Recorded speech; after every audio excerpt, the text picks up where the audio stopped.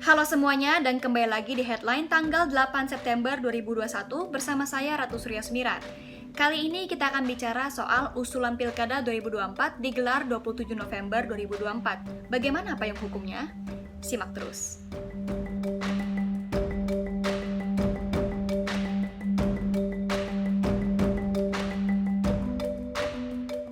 Komisi Pemilihan Umum RI mengusulkan penyelenggaraan Pilkada serentak pada 27 November 2024. Ketua KPU Ilham Saputra menjelaskan hal ini dalam rapat dengar pendapat bersama Komisi 2 DPR, Bawaslu, dan DKPP di Gedung Parlemen Senayan, Jakarta pada 6 September 2021.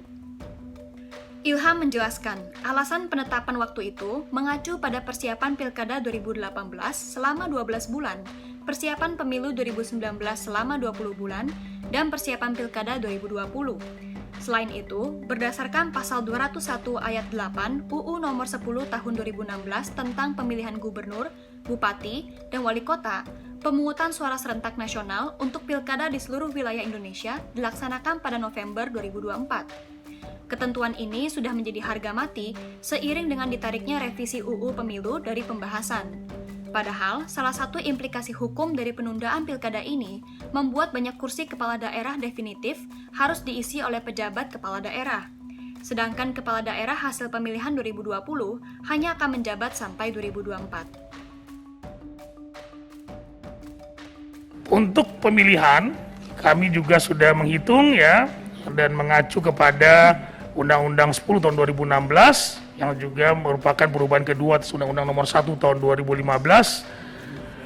dan juga penetapan peraturan pemerintah pengganti Undang-Undang nomor 1 tahun 2014 bahwa disebutkan di situ pemilihan berlangsung pada bulan November 2024. Nah, dengan dasar hukum tersebut, kami mengusulkan penyelenggaraan pemilihan gubernur, bupati, dan wali kota pada 27 November 2024 dengan melihat pada mengacu kepada persiapan pemilihan 2018 yang 12 bulan, persiapan pemilu 2019 yang 20 bulan, dan persiapan pemilihan 2020 September sampai Desember yang berlangsung 15 bulan. Sementara itu, pengamat politik dari Lingkar Madani, Ray Rangkuti, mengatakan beban kinerja seperti itu harusnya bukan diemban oleh PJ, melainkan definitif supaya bisa mengambil kebijakan dengan segera. Ray mengatakan, jika tidak bisa digelar di 2022, tetap bisa digelar di 2023, atau digabung dengan kepala daerah yang masa jabatannya habis di 2023.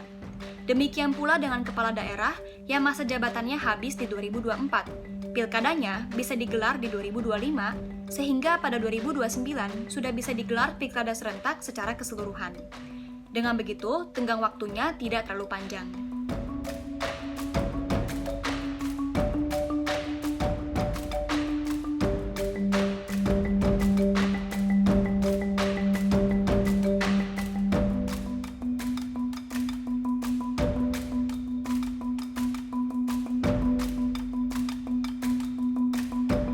Direktur Pusat Studi Konstitusi Ferry Amsari juga menilai tidak jelasnya pelaksanaan pilkada serentak menunjukkan pembuat undang-undang tidak siap menghadapi siklus pemilu dan kepentingan politik mereka dengan menunda pembahasan rancangan UU Pemilu.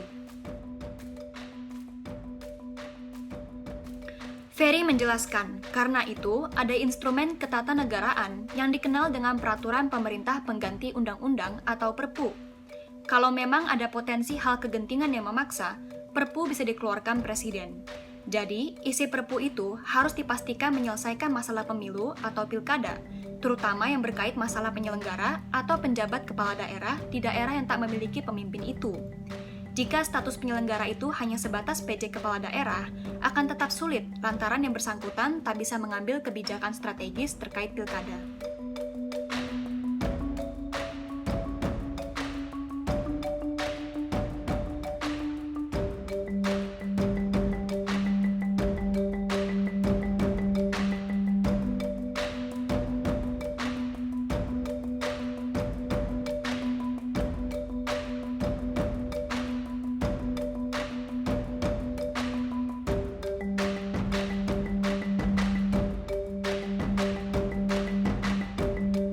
Namun, dengan batalnya revisi UU Pemilu, maka payung hukum penyelenggaraan pilkada serentak akan menggunakan UU nomor 10 tahun 2016 tentang pemilihan gubernur, bupati, dan wali kota.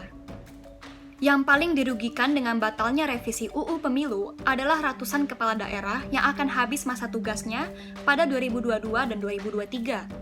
Sebab, dalam revisi UU Pemilu, pelaksanaan pilkada serentak akan dinormalisasi sesuai tahun berakhirnya masa jabatan, bukan menunggu jeda hingga 27 November 2024.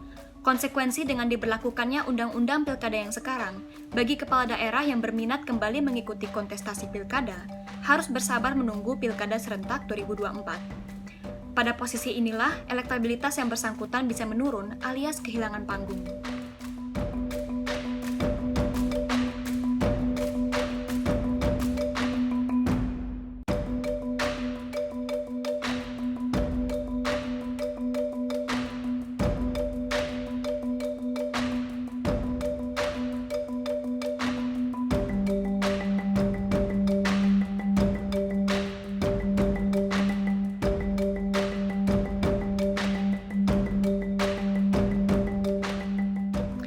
Sekian headline hari ini, saya Ratu Sofia Sumirat undur diri. Bye!